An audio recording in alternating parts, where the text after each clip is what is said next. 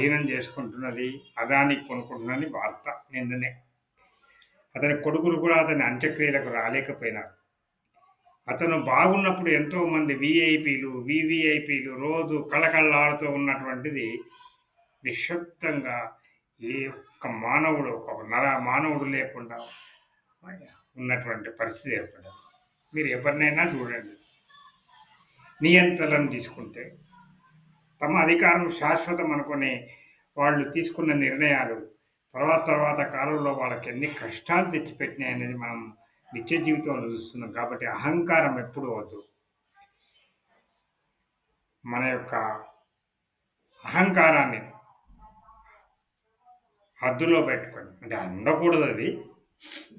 మనం ప్రతిక్షణం కూడా వాస్తవంలో జీవించాలి. కారే రాజులు రాజ్యములు కలగవే అన్నట్టు ఇవన్నీ శాశ్వతం కాదు.